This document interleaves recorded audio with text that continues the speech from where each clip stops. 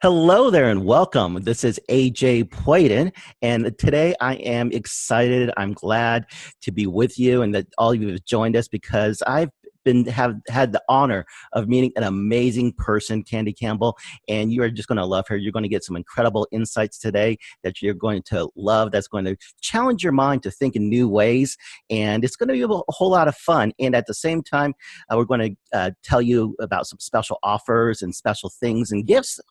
Who likes free gifts? We're going to be giving that to you as well. So once again, my name is AJ Poyden, and I have been in the business of adult education for over 30 years, believe it or not. I know it's like, okay, well, how long has he been doing this? But I've actually been in it, adult education, business seminars, personal development seminars, different types of healthcare education type of seminars since I was 14 years old.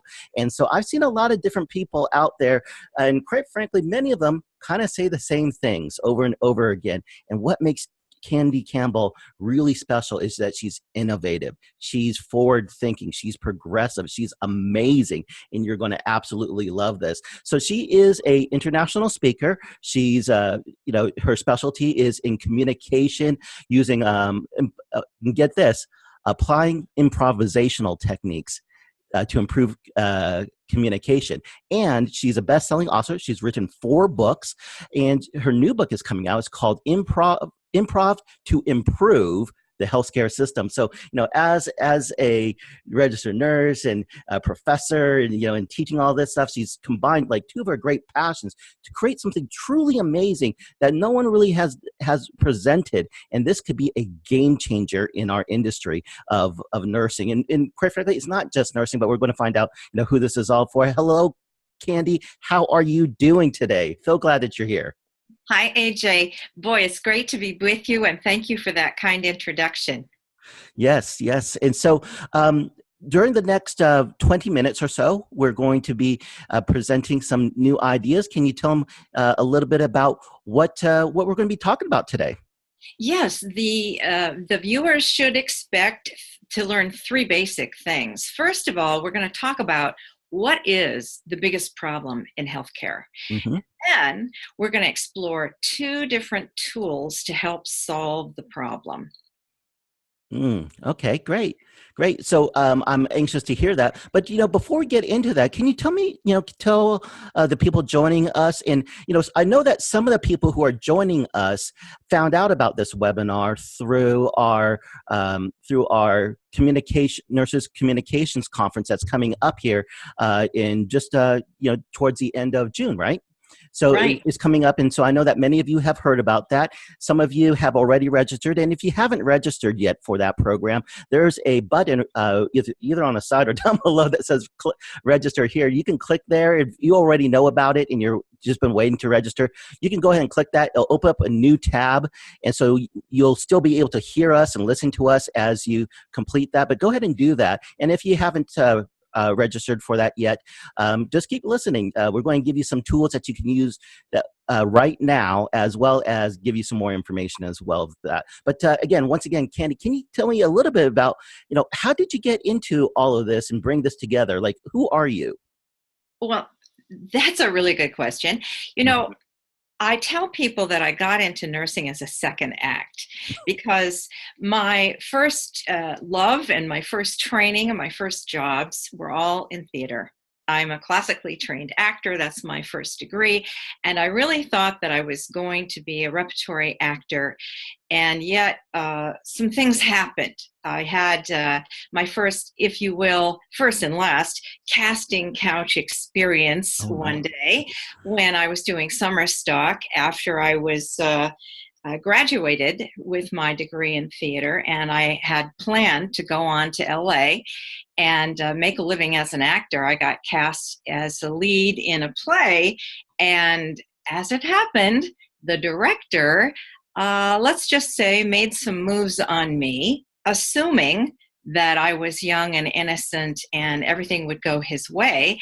And, I was raised with 2 brothers, AJ. Okay. So I basically threw him across the room. Good for you. And he was really shocked that I did this, I guess. And I had known this guy. I had even babysat for his kids. obviously he was having a midlife crisis. And I just couldn't believe what was happening. And he told me that he was surprised that I didn't understand that this is the way you made it as an actress, you know? And so there were some years then when I rattled around and decided that I had a choice in life. I could either kind of eat ramen noodles and couch surf for a very long time, or I could eat well and take off my clothes. Mm. I'm a comic actor, so that's not how I like to get laughs, you know. So what happened was that I had an opportunity and I took a job as a flight attendant with Pan Am, gone but not forgotten. Hmm. And it was one of my signature stories is that I got the call to be a nurse while flying 30,000 feet up when in the back of the 747, I witnessed 124 people vomit in unison. Oh my gosh. We I had, don't. we I had, think I can leave that experience to you. I don't think I need to see that one. okay, well, suffice it to say, it was pretty bad turbulence, and my seatmate ran to hide. Why I ran to help, and I thought, well, that's very interesting. And I made a kind of a joke about it when it was all finished, and I said, well, it's very sad that they were sick, but actually, it was ribbons of vomit. Looked at it another way, it was kind of pretty. And she said, you have that sick nurse's humor. You go ahead to nursing school. So I did. Very good. And I know what you're talking about when you say that because, growing up, my mom was a registered nurse for over 25, 30 years. My sister just graduated like last week from George Washington University, nurse practitioner. And I've been around nurses a long time, and unfortunately in the hospital and Oh, had those experiences. But I know when like my mom would look at my arm and go, "Ooh, I like that vein." Like she would just like her eyes would open up. It's like, "Ooh, I want to get that vein." It's like, So I know what you're talking about. That little kind of strange humor. yes. Unfortunately, we Now do. you've been quite accomplished, in your career. I know you don't like to boast a little bit, but do you mind just saying some of the things that you're doing? I know you're a professor, and then just a few things that you've done in the industry. Okay. Didn't know we were really going to go here, but I will. AJ, I talk about when certain things keep you up at night. Mhm. And, as a person who I came up through the restaurant business, my dad had a restaurant, we all worked in it. So I was used to dealing with the public. Then, of course, I worked for Pan Am. I dealt with every sort of person, all ages and stages. And then when I got into healthcare, I had a minor in teaching in my bachelor's. I got into healthcare, and that was kind of a normal progression. I remember right after I was only working maybe a year, and somebody came up to me and said, because I was working in the maternal child area, you like to talk. How'd you like to teach some classes for us? So I was outed right then. And so what happened was that some of the things that kept me up at night were problems. And I worked hard to kind of, as I say, blend art and science. I have a journalism background as well. And I just learned early on about primary interviewing and looking to find answers to questions because, everybody, it seems like one time or another in their life is impacted by sickness. We're human. That's just the way it is, right? Mhm. So one of the first things that I did was some research. I did some research with families who had micro premature babies. Those are babies born 24 to 28 weeks. They're extremely low birth weight. They're really about as big as my hand, and I don't have big Wow. hands. I had been the nurse with a lot of these families, and a lot of us were worried that what their outcomes were going to be. So the qualitative research project that I did turned out to take 5 years. I never I never thought it would go on so long, but it became, I must say, an award-winning film. It's a documentary film called Micro Premature Babies, How Low Can You Go?, where I followed some families for about 3 years. And they are not the families that had extreme problems in a high-risk pregnancy. These were just the normal kind of people who thought they were doing everything right in their pregnancy, and then boom, they have a premature baby. So we kind of unpack that, and specifically in the question that I asked generally was, what happens to the family? How does this birth impact the family unit? Well, in so doing, everybody that was younger than me in the maternal child area where I was working seemed to be getting pregnant. And so I thought, I'm just going to buy that book as a shower gift for one of my friends. I knew I had seen it. It was called My Mom is a Nurse. Well, wouldn't you know, I looked everywhere. I couldn't find the book. And I'm like, what is going on? And that kind of time when you're drifting off to sleep. And I could kind of see, not exactly the pages, but it was like I was imagining the book. I kept looking for it again. And then I thought, maybe I'm supposed to write this book. And so that was the beginning of the children's series when I wrote the book. And so many people have said, oh, I'm so glad you wrote that book. So anyway, that's some of the things that I've been doing. Well, fantastic. And if you're just joining us, we're talking to Candy Campbell, and author of a new book coming out. Is that the fourth book, or is that the fifth book? I'm sort of losing track. Okay. One or the other. Yeah, it's called Improv to Improve the Healthcare System. And so keep staying tuned to us, because in just a bit, we're also going to have a very, very special guest with an incredible free offer at the end of this as well. So you want to stay tuned for that. So Candy, how did these two things come together? And what is a challenge you saw in the industry, or in the healthcare, that you said, boy, I need to solve this? And how did your two passions come together for that? AJ, the fact that I started as an actor, needing to get back into acting without having time to go into acting, is really the genesis, And what happened in my personal life was that after I had been divorced, it's a very traumatic time. My kids and I had moved, and after a while, the court orders you to go to therapy, and we had to all go for about a year. And I honestly, nothing against counselors, but maybe it's just the ones we had, it just didn't seem to really make any difference at all. It just seemed like we were concentrating on our own problems, and I just wanted to laugh again. I just needed to do something. And I found an ad or something for a comedy class. And I thought, I've always wanted to do that.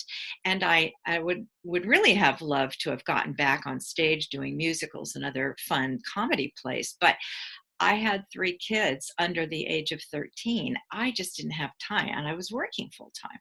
So I started learning stand-up comedy, and right away, all of my colleagues in those classes and the teacher were saying, you really need to learn improv. And I was reticent.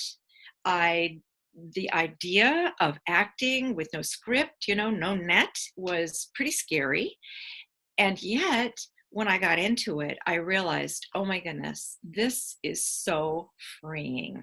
It's a kind of a philosophy, if you will. It's a mindfulness way. And I noticed that in both my personal and my professional life, the skills that I was learning were really helpful, not to mention the stand-up, which I did for 9 years. Hmm. So that was the beginning.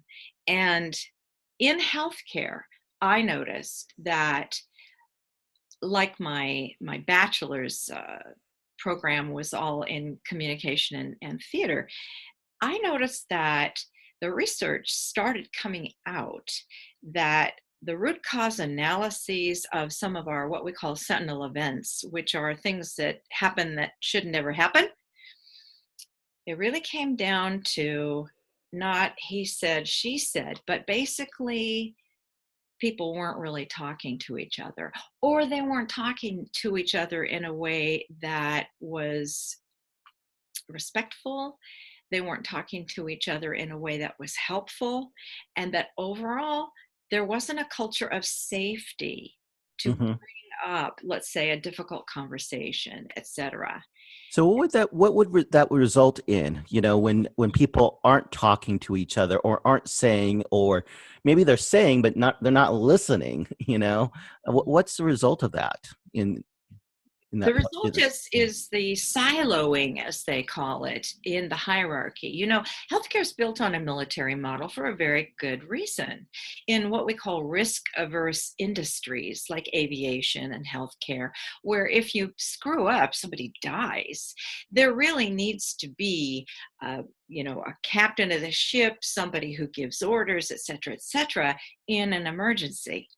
The fact, though, is that although we do have that military model, I want to just throw out a percentage. I'm going to say like over 90% of the time, the kind of work that we do in healthcare, that is not an emergency. We are working for better patient safety and patient outcomes, but we're doing it in a more fluid way every hmm day. The doctors and the nurses figure out what's happened the day before, and then they mold the treatments for patients, whether they're in a clinic or whether they're in acute care. It's pretty much the same, or long-term care. It's pretty much the same thing, because our bodies aren't static. We change every day. And so our plan of care changes. Well, the problem comes with the way we're socialized. Nurses, because we are 10 to 1 in terms of ratio of nurses to, let's say, doctors, or most any of the other clinical variations, we are socialized to be, well, as they say, when I began nursing almost 40 years ago, we're the handmaidens of the doctors. We are kind of the glue that holds things together, right? hmm And so in the traditional model, there's a place, and we didn't speak unless we were spoken to. We didn't ruffle feathers. We didn't speak up.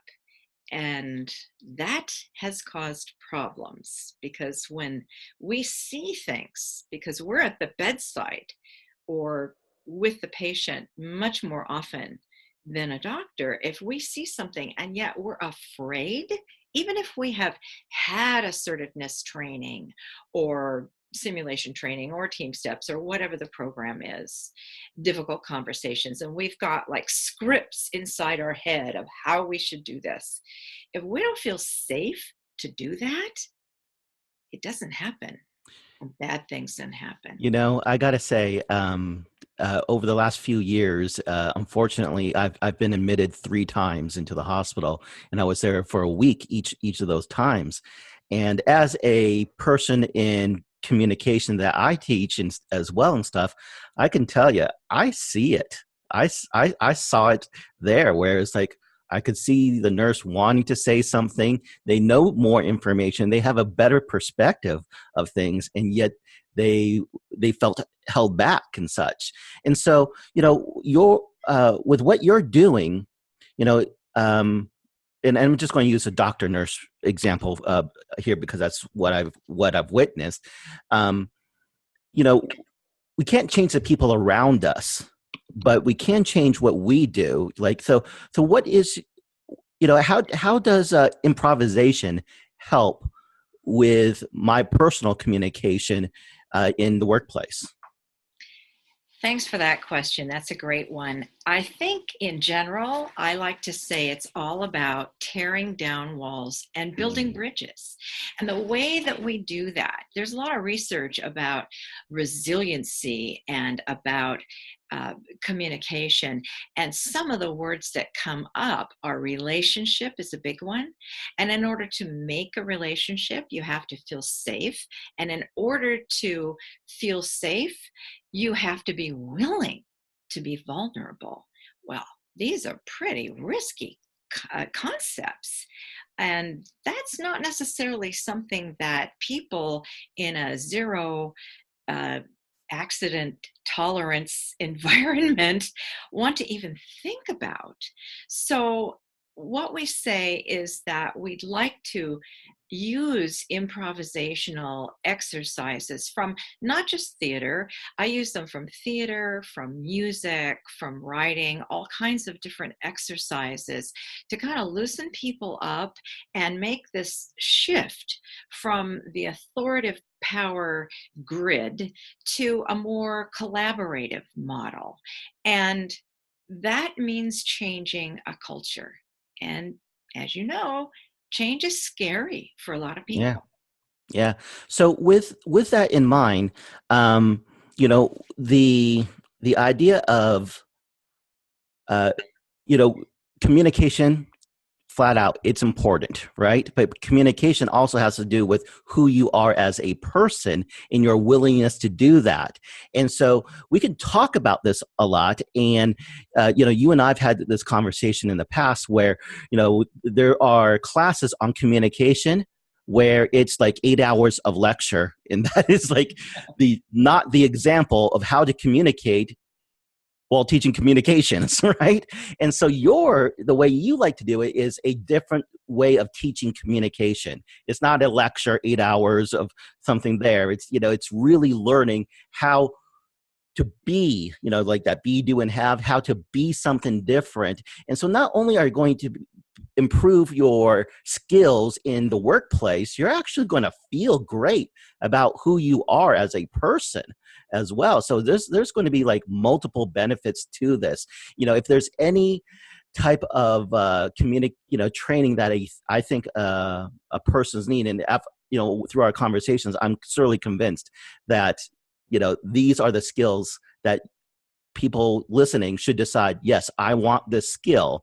And not only is it going to benefit me there, it's going to benefit me in many places as well. So we've got a conference coming up, and it's going towards the end of June. It's the Bay Area Nurses Communication Conference, and we're very excited about that. Now, let me ask you this question. If I'm not an actor or if I'm not a nurse, I mean, who is this conference for? Is it just for nurses, or can other people benefit too? Oh, well, I wanted to bring this mainly to nurses, but as it turns out, people have been registering from other clinical backgrounds. Of course, I have invited our wonderful sponsors to be a part of it too, because improv is that kind of skill that benefits anybody. I've taught it from all ages and stages, from kids to grannies and grandpas. And there, as it turns out, because I'm a certified educational provider through the state of California, we're going to be offering 10 contact hours, and those contact hours are applicable in some other clinical licensing board as well. I know one person who's registered is a recreational therapist, and those people can have them. Can take the hours. I think there's another who's a respiratory therapist. So I would tell people, if they are clinicians, to go ahead and contact their licensing board if they're not a nurse and find out if those hours are applicable. But yes, I would also invite anybody else who wants to come, who's interested in healthcare. And if I can just Mhm. mention something, two of our speakers are actually only, or three of them are not nurses. There's a doctor that's coming to speak. Chris Hennessy is a filmmaker, and he also, like yourself, unfortunately, has been a patient, and he has some things to say in terms of the integrity of healthcare providers in terms of their communication. Brita Miller, another friend of mine, is coming from Michigan. She cared for her own mother in home for 10 years. Her mom was an Alzheimer's patient. And she's another friend from the National Speakers Association who has a business called the Caregivers Coffee Break. And she's going to be sharing. She's been on NPR and The Moth, and she's a delightful storyteller. And Phil Runco is a doctor of chiropractic, and he's going to be talking on the theme of insight. There's some work-life balance that we're going to touch on, and he's going to be talking about the hot topics about how we can keep specifically our backs, our bodies healthy. And then in terms of innovation, we have a panel that just won't quit. I'm so excited. The people on the panel are all nurses, and they all are innovators. So anybody who's interested in healthcare, because a lot of them have done things that go way beyond the scope of just nursing, but it's taking healthcare more in terms of either public policy, disaster, global education, missions work, consulting, in terms of creating a nonprofit for really important research. There are, and these people who are on our innovation panel on day one, they're going to have some breakout sessions. So people who either want to know more about what they did, what they're doing, who have more in-depth questions can ask them that. Or perhaps there's people who don't know what they want to do, but they know they want to be an innovator, maybe even an entrepreneur. I'll be talking about those things. And then on day two, everybody's going to have a chance to do your basic improv workshop, and I'll be facilitating that. That's awesome. So right now, everyone, you'll see this box that says register here. If you click that, what you're going to find out is that the Communication Conference and Expo is going to be June 28th and 29th, and it's going to be at the Embassy Suites in Walnut Creek, California. So once again, that's June 28th, 29th at the Embassy Suites in Walnut Creek, California. And not only on those 2 days, which is, I believe that's a Thursday, Friday, is that correct? And then the night before, the night before we're having a little cocktail party, kind of a meet and greet. No, on the first night. Okay, so it's not the night before; it's on the first night. We're having that kind of meet and greet, networking there as well. So there's going to be many speakers. We've got many sponsors to visit there, and a couple of the sponsors are doing something kind of cool there. What's the extra room that we have there, Candy? It's so much fun. I was so happy that some of our sponsors, which a lot of people who go to healthcare conferences are going to say, what is Sleep Number Bed and Massage Envy doing here? But I'm a member of our local Chamber of Commerce, and when I started talking to people about the idea, they were getting excited about, because of course, everybody loves nurses. We are again voted the most ethical, honest profession, and it seems like everybody's got a nurse in their family, and they are all very healthcare minded, and there's science in what they do. So it was pretty no-brainer for them.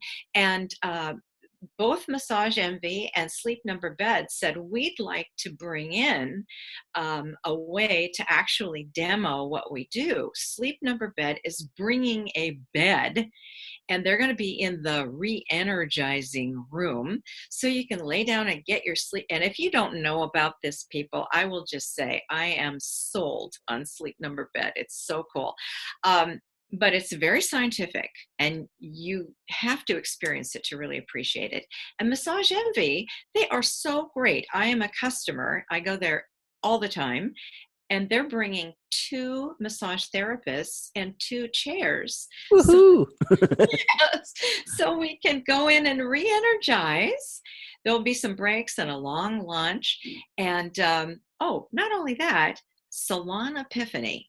In keeping with the idea of innovation and insight about personal life balance, they're going to offer free mini makeup makeovers. So everything to care for you. The people who care for others, they, self-care is one of those things that I've known nurses sometimes to not necessarily put as much attention on, and they need to do that. So I think that's so awesome that you're bringing that to the conference as well. So once again, there is the link there. It's June 28th, 29th in the Embassy Suites in Walnut Creek, California, and all you have to do is click there, and you can just keep hearing about us. We've got amazing speakers. We've got the re-energizing room. We've got some meet and greets, some networking there, some fun times, as well as amazing training, and a very, very special guest who not only is going to be at the conference, but we're going to get them on the line here for a very special. For a very special quick interview with them, so that this is one of the people that you're going to meet. And Candy, would you mind introducing our very special guests that we have? Well, I would like to say that thanks to the miracle of modern science, we have done something nobody has ever done before. I mean, I can't hardly believe it. Can you, AJ? We're going to tap time travel. Yes, we've got the phone of time travel, right? And so, would you like me to do the introduction, or would you? Okay, great, fantastic. So right now, ladies and gentlemen, get ready. Through the miracle of modern science, we've got none other than one of the most iconic people in the nursing profession that has really revolutionized healthcare altogether. So right now, we have Miss Florence Nightingale on the phone right now. Miss Nightingale, do you hear me? Miss Nightingale, are you ready for some questions? Hello? This is Florence Nightingale speaking to you from the cloud. Oh, wow. And we are so honored. Who is this? This is AJ Poited, and we also have Candy Campbell here, and we're so glad to have you here. I've got a few questions for you. Well, let me ask you a question first. Where are you? We are also in the cloud right now because we're on something called the internet. I know you don't know much about what that is yet, but it is it's kind of like a cloud as well. Oh, well, I'm eager to listen to any sort of innovation. Yes, we love innovation, and that's why we love and respect all that you've done for the healthcare system. So I know you're going to be at the conference, and yet, if you don't mind, I'd love to ask you a couple questions right now. Right. So the first question I'd love to ask you is, you've been an aristocrat. You've worked so hard to change the healthcare system in Great Britain. Why did you lead that life of that wonderful life, just work so hard for the healthcare system? Well, you might have heard. For me, it was a matter of faith. You see, prior to the beginning of my 17th year, I experienced what I could only describe as an extraordinary answer to prayer.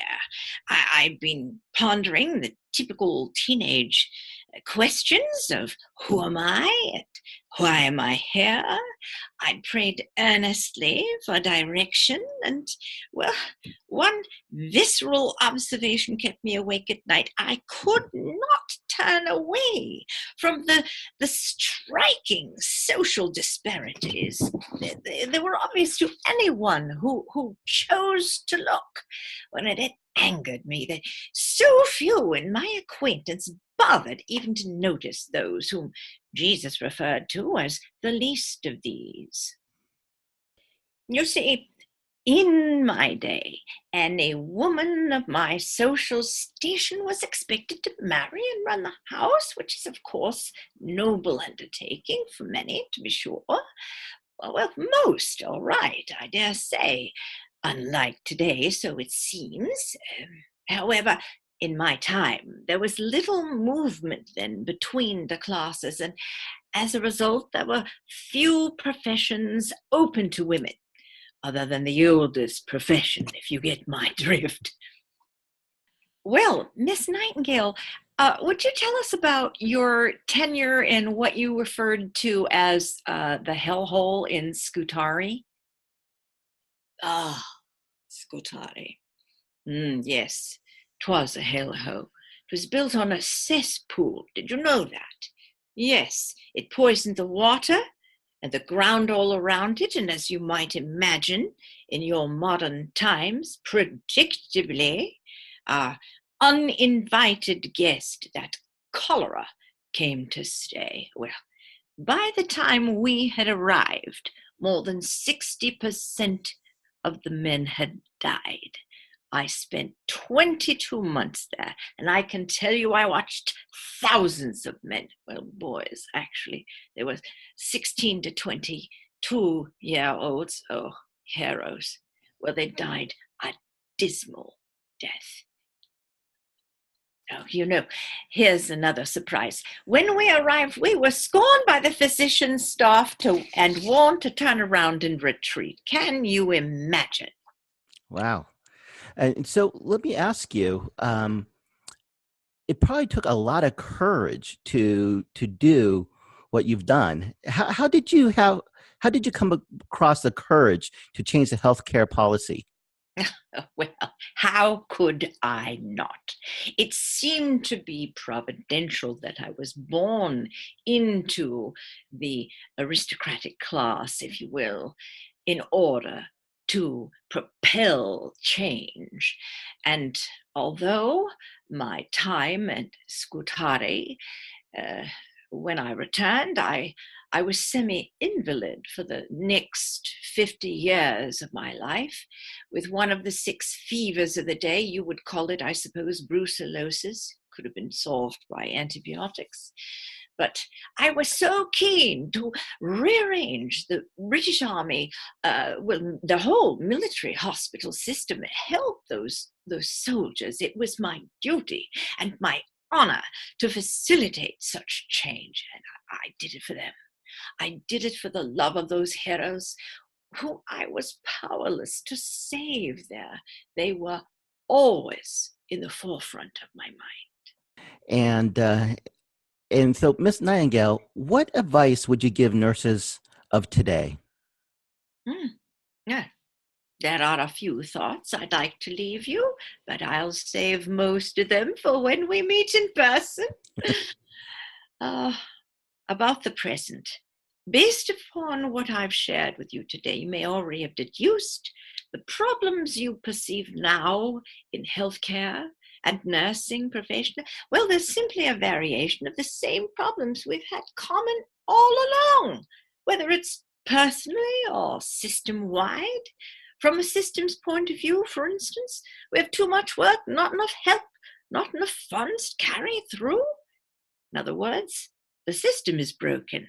And why is it broken? Because, well, all systems, being devices made by humans, are prone to 2 internal faults. They are imperfect and they're in a continual state of flux. Any parent with a new baby can relate to this. Just when you think you know what the schedule is going to be, another growth spurt occurs or a molar erupts. There's always something that wants attention. And, well, all this interrupts our preconceived notions of what we think should take place. The metaphor might be like ships on a turbulent sea. Oh, yes.